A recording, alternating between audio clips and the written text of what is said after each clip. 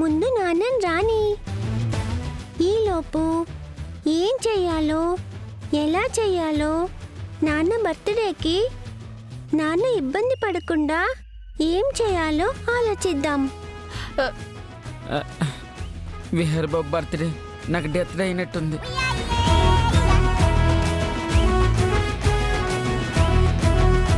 సిరమ్మ, విహార్ బాబు వస్తే ఏటంటే రేటు భయంగా ఉందమ్మా. ఏమనర్లే పండు. సిరి, మీ నాన్న వచ్చినా లోపలికి రాడు. బయటే ఉండి నాకో పండుకో ఫోన్ చేసి రమ్మని చెప్తాడు.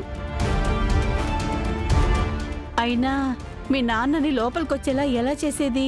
నాని, ఖచ్చితంగా నాన్న గుళ్ళోకొస్తాడు.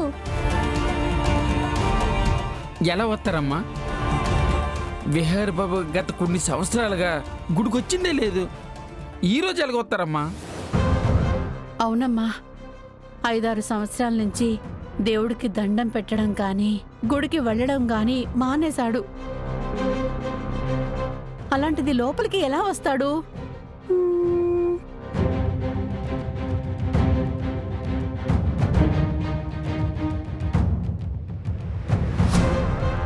నాని, నీ ఫోన్ ఇవ్వు. దేనికి? పండు, నీ ఫోన్ ఇవ్వు.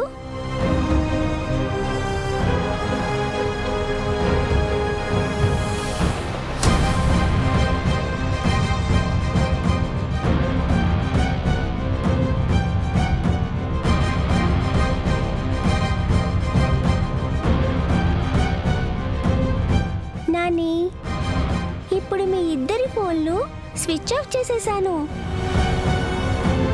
నాన్న ఇక్కడికొచ్చినా మీరెక్కడున్నారో తెలియక గుళ్ళోకొస్తారు. సిరమ్మ, అసలే ఫైల్ వేస్ట్లో నా మీద కోపంగా ఉన్నారు. ఇప్పుడు ఫోన్ స్విచ్ ఆఫ్ చేసి తెలిస్తే నన్ను చపాతి పిండి పిసికినట్టు పిసికెత్తారమ్మా. పండు, ఏమీ అనర్లే. వాడితో పాటు నా మీద కూడా అరుస్తాడే మీ నాన్న.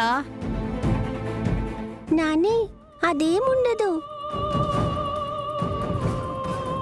అత్తయ్య, నేను బయటికి వెళ్ళాలి అనంటే బలవంతం చేసి మరీ గుడికి తీసుకొచ్చారు. నాకు చాలా పనులున్నాయి అత్తయ్య.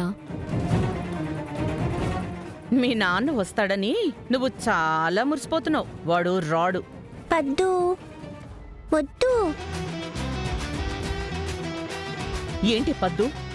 ఏంటి పద్దు? పెద్దోళ్ళతో ఎలా మాట్లాడాలో తెలీదా? ఎలా గౌరవించాలో తెలీదా? నువ్వు ఏమైనా అనుకో, నువ్వు నాకు పద్దువే. ఒసే, నిన్ను ఇంకోసారి అలా వదినా. అంటేనా?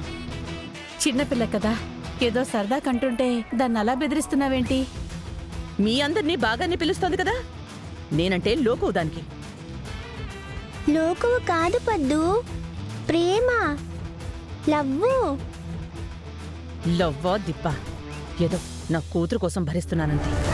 లేదంటే పురుట్లోనే చచ్చేదానివి. నాకు ఈ దరిద్రం ఉండేదే కాదు.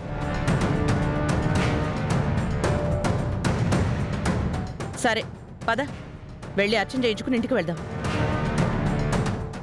అవును, నాకు కూడా కిట్టి పార్టీకి వెళ్ళే టైం అయింది. అమ్మా, నీ కిట్టి పార్టీల గోలలో నువ్వు ఈ రోజు నాన్న బర్త్డే అని మర్చిపోయావా? అయ్యో, అవునే, బాగానే గుర్తు చేసావు.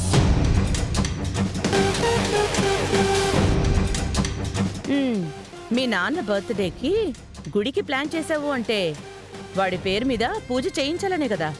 అవును పద్దు, నాన్న వచ్చాక పూజ చేయించి ఇంటికి వెళ్దాం. మీ నాన్న రాడే. వస్తాడు. మీ నాన్న గురించి నీకు పూర్తిగా తెలీదు. వస్తే నువ్వు గుంజీలు తీస్తావా?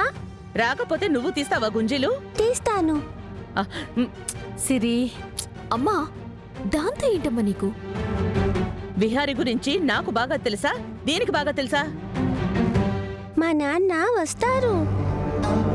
నువ్వు గుంజలు తీయడానికి సిద్ధంగా ఉండు.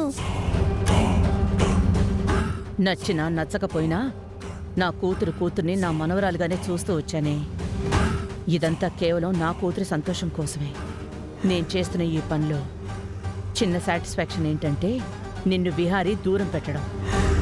అలాంటివాడు నువ్వు చెప్పావని గుడికొస్తాడా? నాని, నేను పండు వెళ్ళి అర్చనకు కావలసినవి తీసుకొని వస్తాము. సరే వెళ్ళిరండి. పండు జాగ్రత్త. అలాగేనమ్మా.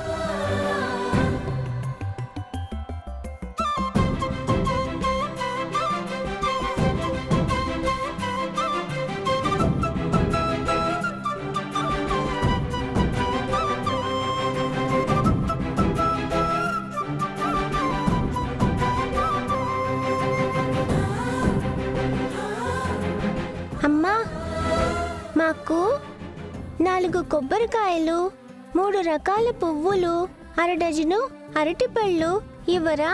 అలాగే అమ్మా.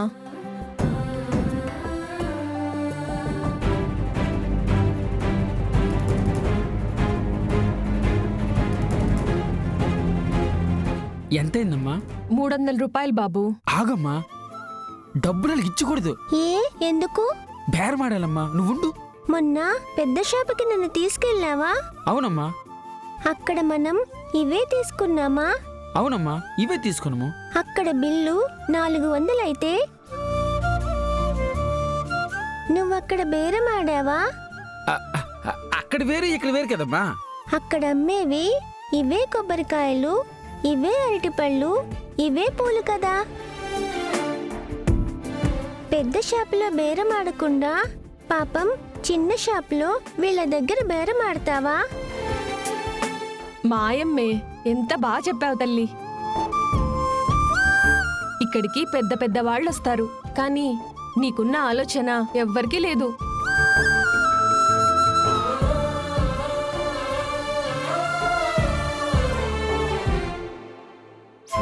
ఇదిగోండి అమ్మా. అన్న ఎంత? 200 అమ్మా. లక్ష్మమ్మ, బేరమాడి తగ్గిస్తారు కదా. పండు, ఎండనక వాననక రైతులు శ్రమించి చెమటలు చెందించి అనేక కష్ట నష్టాలు ఓర్చుకుని గిట్టుబాటు ధర రాక దళారి చేతిలో మోసపోతూ లాభాలు లేక మన కడుపులు నింపడానికి కష్టపడే రైతులు పస్తులుండాల్సిన పరిస్థితులున్న ఈ రోజుల్లో ఆ రైతే మన ముందుకొచ్చి అమ్ముతూ ఉంటే బేరం ఎలా ఆడతాం పండు? వాళ్ళు చెప్పిన దానికి 10 రూపాయలు ఎక్కువ ఇచ్చినా తప్పులేదు. అన్నదాత ఆనందంగా ఉంటేనే మనం కూడా బాగుంటాం.